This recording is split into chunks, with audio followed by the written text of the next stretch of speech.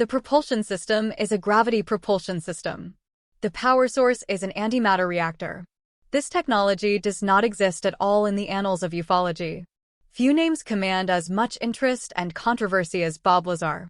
For decades, his mysterious revelations about Area 51 and reverse-engineered extraterrestrial technology have fueled speculation and doubt in equal measure. But recently, a new chapter unfolds, and now Bob Lazar, the mysterious figure at the heart of it all, has emerged from the shadows to offer his insights.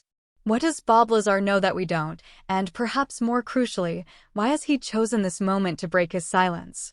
Join us as we delve deep into the unusual world of Bob Lazar and the recent UFO sightings that have captivated the world. In the late 1980s, a man named Bob Lazar appeared out of nowhere, catching everyone's attention with his astonishing story. He claimed to have worked at a top-secret government facility called S4, located near the famous Area 51 in Nevada. According to Lazar, his job involved studying and trying to understand technology from outer space. His story was truly remarkable. He spoke of 9 different alien spacecraft, each with its unique design and capabilities. One particularly interesting craft, which he dubbed the Sport Model, was powered by a special reactor fueled by a mysterious element, Element 115. Lazar insisted that this element had incredible properties, like creating anti-gravity effects, enabling the spacecraft to perform procedures that seemed impossible based on our current understanding of physics. Lazar revealed how the work at S4 was highly secretive. Different teams were assigned to specific tasks, keeping their research separated from one another. This strict arrangement was intended to maintain utmost secrecy, making it challenging for anyone to grasp the full scope of the operations at the facility. His stories gave a sense of order and specific details that were often lacking in tales of UFO sightings. He wasn't just someone who said he'd seen UFOs, he claimed to have worked on them. He shared technical information, specific places where events occurred, and even a timeline. His disclosures tapped into a growing public desire for openness about what many believed were long-held government secrets regarding encounters with extraterrestrial beings. But along with excitement, Lazar's claims sparked a wave of doubt. Critics quickly pointed out inconsistencies, questioning everything from his education to the existence of the places he mentioned.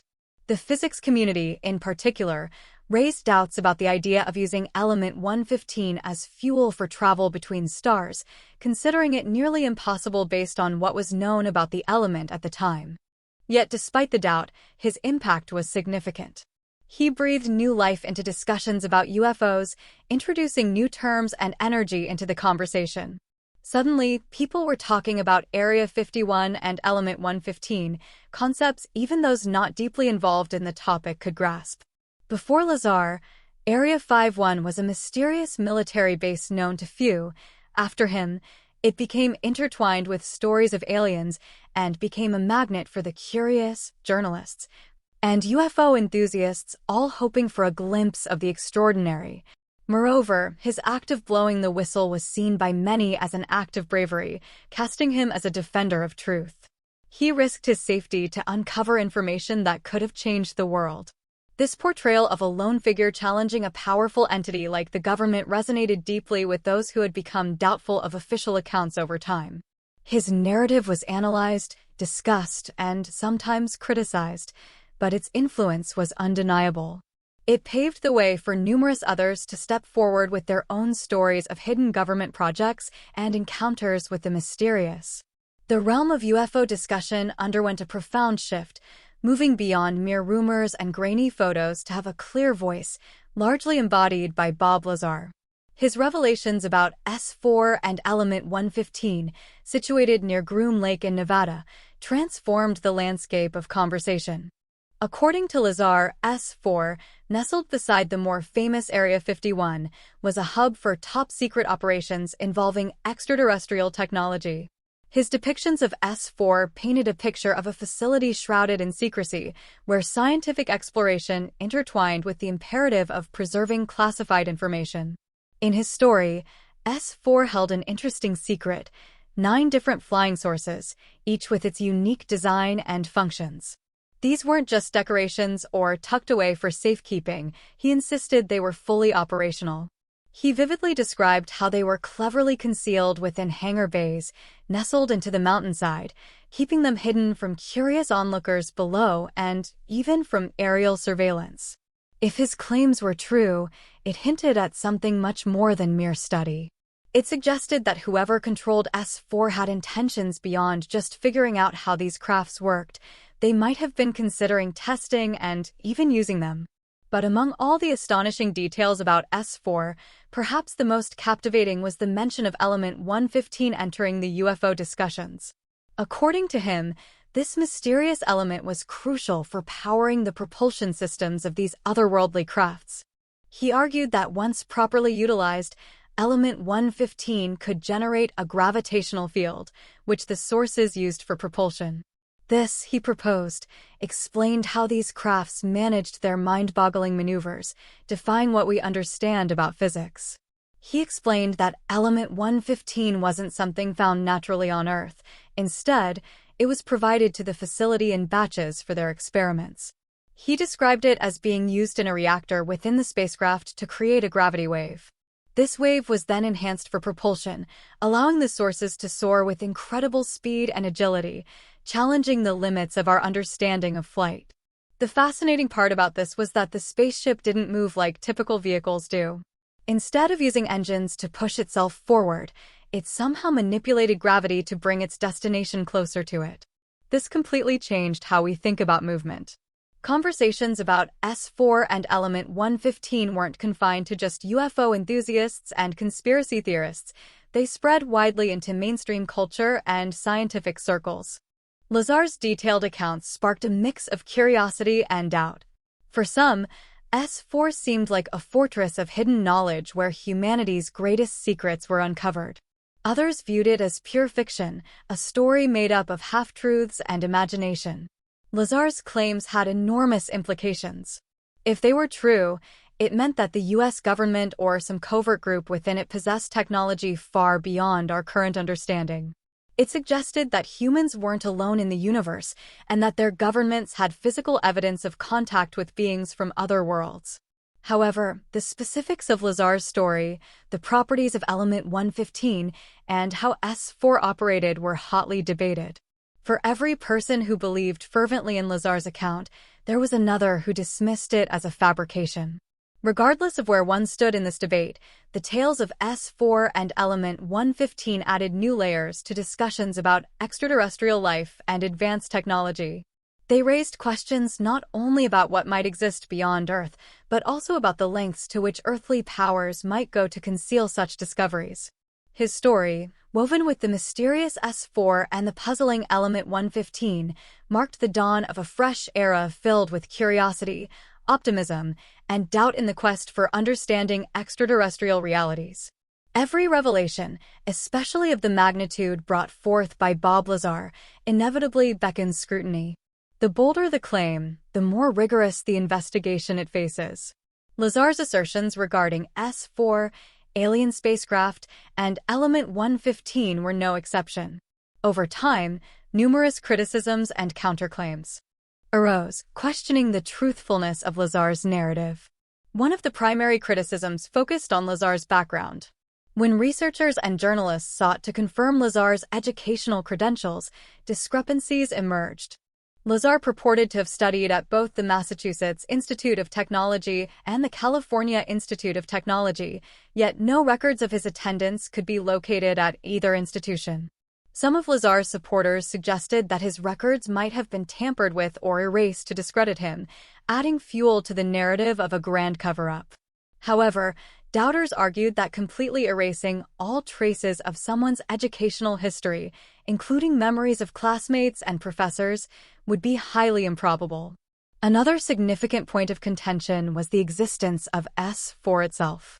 While Area 51 is widely acknowledged as a real and active military installation, concrete evidence supporting the existence of S4 as described by Lazar has yet to be produced. The debate surrounding his claims continues to spark interest and doubt, driving further exploration and inquiry into the realms of extraterrestrial possibilities. Some people suggested that the particular natural isotope Lazar mentioned hadn't been found yet or was being kept secret. They argued that our knowledge of elements and isotopes is always changing. What seems unlikely now might become widely accepted in the future. Many found it significant that Lazar risked his reputation and career by coming forward. They believed nobody would willingly face such scrutiny and criticism unless they truly believed in what they were saying. The debate over Bob Lazar's claims mirrors the larger conversation about UFOs and alien life. On one side, doubters demand solid evidence and facts. On the other, believers rely on a mix of evidence, intuition, and a strong feeling that we're not alone in the universe. In between are those open to possibilities, waiting for undeniable proof. His story, with its convincing details and confusing contradictions, will likely remain a point of contention in UFO history. The battle between his critics and supporters reflects our human desire for answers and the lengths they'll go to validate or disprove a narrative that challenges our understanding of reality. In today's fast-paced media landscape, where information spreads rapidly, the quest for truth continues amidst the ever-expanding universe of possibilities. In today's fast-paced media landscape, where information spreads rapidly and narratives can change with every social media post or TV show, the debate surrounding Bob Lazar's extraordinary claims takes on even more significance. The media played a pivotal role in bringing Lazar's story to the forefront of global attention. His tales of UFOs and secretive government facilities were already captivating, but it was the media that brought them into mainstream conversations. Lazar's initial appearance in the public eye was thanks to investigative journalist George Knapp, a well-respected figure in journalism known for his thoroughness. Knapp's probing questions and Lazar's straightforward responses during televised interviews gave his story a wider platform. This dynamic was interesting and understandable for regular viewers. Television, with its blend of sound, imagery, and storytelling, was the perfect medium to explore Lazar's mysterious accounts. From amateur detectives to UFO enthusiasts, everyone could share their thoughts and findings, leading to a collective exploration of ideas without limitations of location or institutional boundaries. This collaboration often uncovered details overlooked by traditional media. Without media attention, Lazar's story might have remained obscure, known only within a small community. Instead, it became a global sensation, sparking curiosity, debates, and inspiring a new generation to ponder the possibility of extraterrestrial life. The media's role in the Bob Lazar narrative highlights its power to shape our collective consciousness. It demonstrates how storytelling, amplified by technology and shared globally, can profoundly influence our understanding of reality, our beliefs, and our connection to the universe. In the world of science, where careful investigation based on solid evidence is the norm, there's often a clash with ideas that venture into the realm of speculation or cannot be verified. Bob Lazar's claims, especially those concerning element 115 and its supposed capabilities, have drawn significant attention and doubts from the scientific community. Element 115, according to Lazar, played a central role in his story. He suggested that this element served as the foundation for the propulsion systems of extraterrestrial spacecraft. Lazar proposed that when utilized correctly, element 115 could create a gravitational field enabling spacecraft to manipulate spacetime and achieve travel between stars. However, when scientists scrutinized these assertions, they encountered numerous challenges. The psychological toll of being in the eye of such a storm shouldn't be underestimated. Despite appearing calm and collected in public, one can only imagine the inner turmoil he endured. Moments of doubt, second-guessing, and the weight of defending a narrative under constant scrutiny. His journey post-revelation also saw him gradually withdrawing from the public eye. Initially flooded with interviews and appearances, he became increasingly reclusive. Though never backing down from his claims, instead of engaging in constant debate, he chose a quieter life away from the relentless attention of believers and skeptics alike. Bob Lazar's story isn't just about his claims regarding Area 51 and extraterrestrial technology. It's a compelling tale of resilience, adaptation, and the human quest for truth and understanding in a world often filled with doubt and uncertainty. What are your thoughts on Bob Lazar's claims and recent UFO sightings? Let us have your opinions in the comments below. Thanks for watching another episode. While you are still here, make sure to click the video on your screen for more quality content.